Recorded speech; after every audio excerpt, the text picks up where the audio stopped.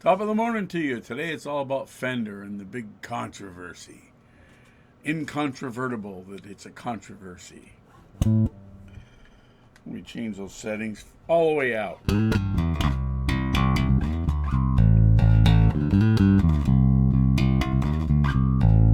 The Ox. John Paul Jones.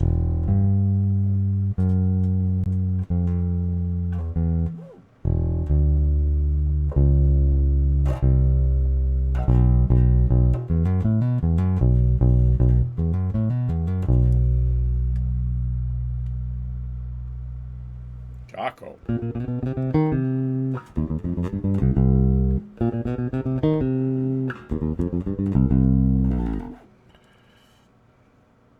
Uh, Larry Graham.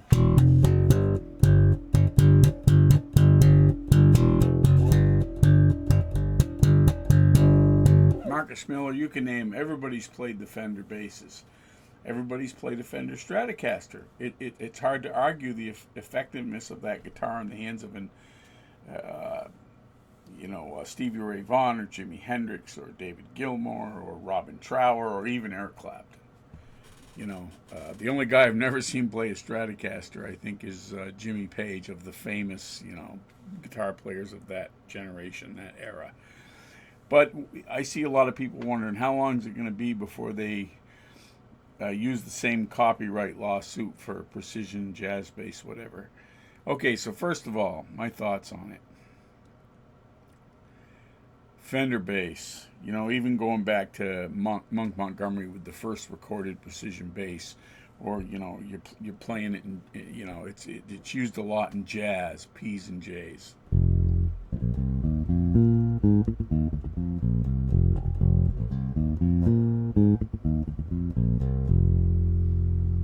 You know, Jeff Berlin, jazz bass.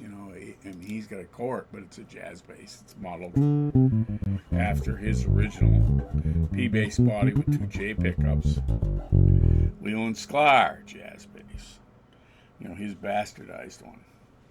And bastard's not a bad thing. So Fender sued based on copyright law, saying that it's a work of art. Well, first of all, I think they're going to lose.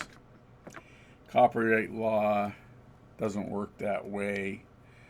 They're trying to sue that as a tool, as an object. I don't think art works that way, and I don't think that that's the real definition of copyright law. But I'm no lawyer. But anyway, I'm going to defend Fender here.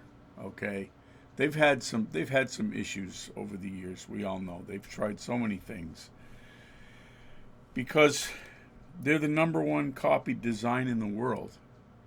Their guitars, their basses. Look on any boutique bass platform. What do you see?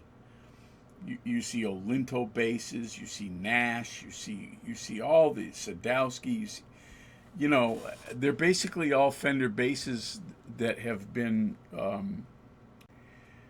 worked on a lot by hand. They're boutique. You could take a Fender bass like this one and do the same thing.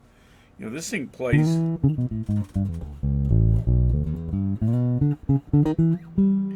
beautifully, but it didn't come that way. You hear that slight ring in there? I think I need a new nut. Yep, I'm pretty sure I do. But I'm not going to go buy a Nash or a Sadowski because I need a new bone nut. This is a bone nut that was done by someone before I bought the bass, and they didn't do a real good job of it, so I'm going to have my luthier fix it. What's it going to cost me? 100, 120 bucks? It's not going to cost me 6,000, So Fender has lost tons of sales over the decades because of everybody copying their designs, which, patent law is 15 years, and then it's done, Go look at all the SUVs in the world.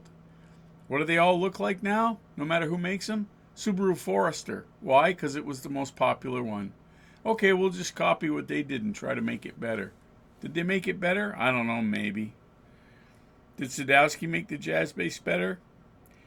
Attention to detail, working in a shop, a luthier working on the instrument by hand, and adapted it, put in their active electronics. So now it sounds like an active Fender jazz bass, which I could do with this if I wanted to, but I like passive. But they have the right to do that. I mean, I think they're going to lose. I don't blame them for trying. If I was Fender, I'd be really ticked off at this point that so many of my designs have been blatantly copied. If you buy parts to build your own, like from Warmoth or All Parts or anywhere, they've paid for the license to make those. They pay Fender. Some of that money you pay those companies goes to Fender because they've paid for the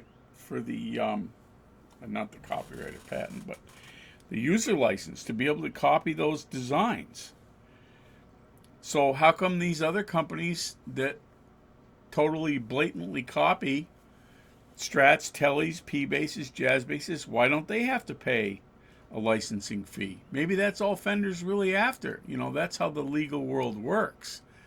It's fire for effect, and then when you see what happens after, you adjust your range, you adjust your target, and you refire until you get what you want. I think they're after licensing fees, and honestly, I think that's the right thing to do. I mean, these companies that manufacture their parts, that are essentially Fender parts, pay a licensing fee. So, do the manufacturers of complete rip-offs, basically, they have a right to do it, but is the right thing to do pay a licensing fee? I think it is. I got my Fender shirt on because I support them in their quest to have their business model be valued and honored. If it's that good that you want to make an exact copy of it, shouldn't you pay a licensing fee? I know some of you are going to argue with me. I'm sorry, I don't care. I think that they have a right to do what they're doing. I don't blame them for doing it. And like I said, I think this first lawsuit is a fire for effect. I'll see you later.